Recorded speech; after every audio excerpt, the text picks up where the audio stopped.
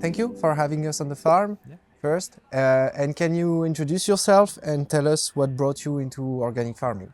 Okay. I'm Don Heijligers. I'm one of the owners of this farm. The farm is in total 10 hectare.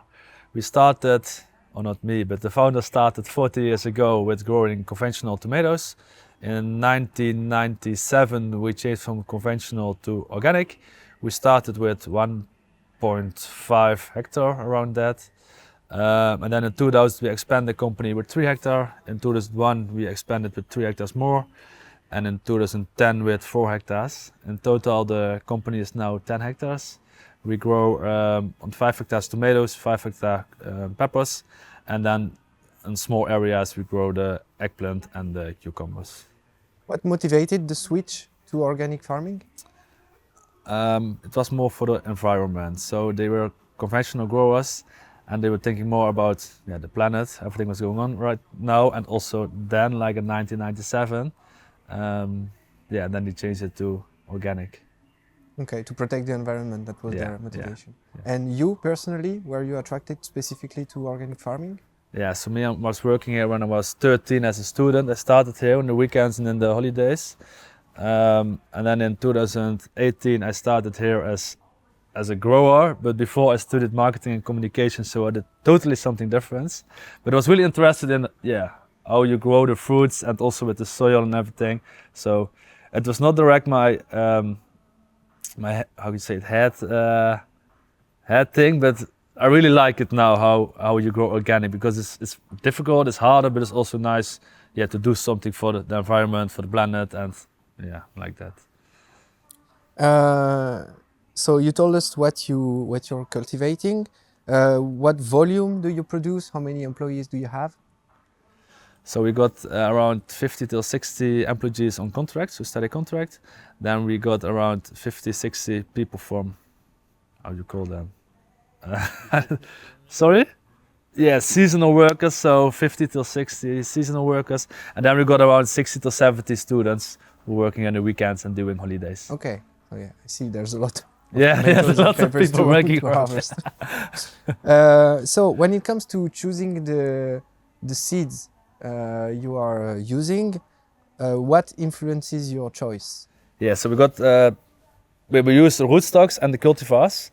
With the cultivars we choose for the taste, the production and the quality, so these three. And for the rootstock we choose for what is the strongest one, but also against nematode, verticillium, fusarium. So we have to choose 2 seeds, or 2 seeds. Yeah, 2 products, 2 different varieties. Yeah.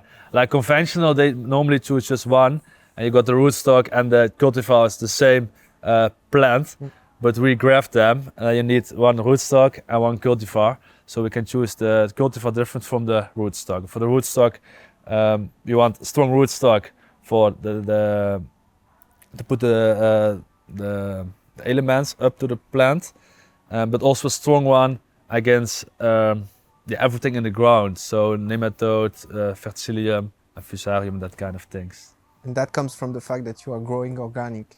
Yeah, because in conventional you grow on substrate, so I don't know exactly the English word, but you grow on the plastic mat, we call it. Yeah, it's not on the ground. Yeah, it's not on the ground, so you don't got that. You don't got the good things from the ground, but also not the bad things from the ground. Or you can have, but most of the growers don't got the bad, but also don't got the good things in the ground. So they just choose 1 cultivar, just for most of them production, then quality, and then the taste. And we have to choose also the rootstock, because we're on the ground, all the good things, but also there are some bad things. And we need to get strong rootstocks against the bad things, but also to get more power in your plant, so in your cultivar. And what's the advantages to have you say you have problems and advantages to grow into the soil directly? What are the disadvantages is that you are accessible to nematodes and to various parasites, and what are the good things about it to cultivate directly in the ground? Yeah, so we use compost and bokashi. It's from raw materials what we have outside, and we make the compost and bokashi by ourselves. That one we give to the ground, and then to the soil. and then all the microorganism and organism in the ground, they make from the compost and bokashi, they make food for the plants. So there are many good things, but there are also some things what we don't want in the ground. So we need strong rootstocks for them.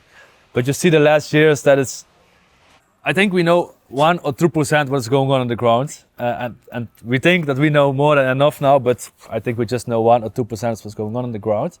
But every year you see also from the university, and there are some studies and research that get more information about the ground. I think if we know, if we get more information about what is going on in the ground, I think we can also grow better. Now we have to change. Now we have to choose the rootstocks because there are also some enemies in the ground, or some bad things in the ground. But I think if we got more research and knowledge about what is going on in the ground, then I think we still need the rootstock. But then we also can produce more. We can get more profit, and then we can use the ground better. So you work together with the researchers and with the breeders in order to choose the cultivars and the root system. Yeah. Like for instance, okay, so let's get to your choice of the root system of the bolster of the it's the Skyborn. Star. So what led you to choose this one?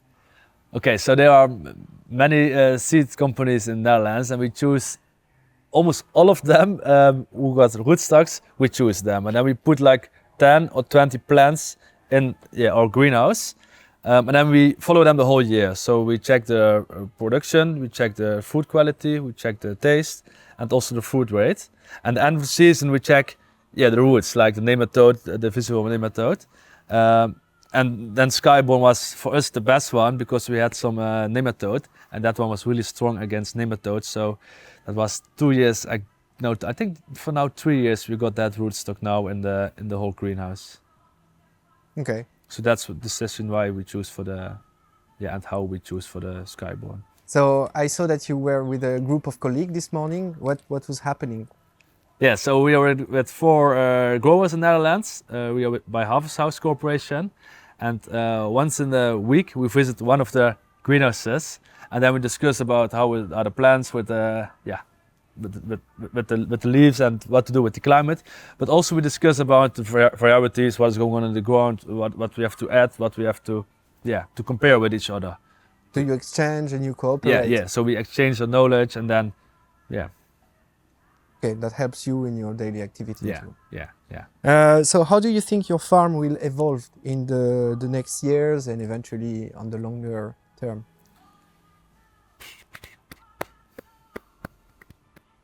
I think organic. I think more people will eat organic food because there's also more knowledge about that it is healthy for your body, and people need or use it. So I think it will grow in Netherlands, but it will grow steady, so not that fast. So I think also we as a company, there's an opportunity for us to grow, to make more green, or to build more greenhouses. But for us, the most important thing is now the gas, not gas position, but we are burning gas now for heating our greenhouse. And we want to go to alternative to not burn the gas anymore. So we're looking for biomailer, e-boilers, batteries, all that kind of things to. Yeah, I saw there was some solar panel, I think, in the other greenhouse, right? Yeah. So what is it that for? Yeah, so in the greenhouse we got a trial with Voltires, it's a Dutch company. We got solar panels inside the greenhouse, and the solar panels will reflect the energy to a small panel, and that will produce the electricity. But the light from the sun for growing, it will how to say it? Yeah, be filtered. Yeah. So they filter the light for the plants. They filter to the lights, and then the energy from the sun, they reflect it to small solar panel. So the energy that isn't used by the plants to grow, it will be used to heat the greenhouse. Yeah. Now it's just a test. So there are 8 panels or something like that, just to see how many electricity they produce and see what is the reaction on the plants. Maybe they grow, I don't know what, but we will see. But if it is worth it, we can expand it and we can make it bigger if we. Okay. So last question, and it's a bit related to what we were talking about, is how would you define innovation in your activity? Okay.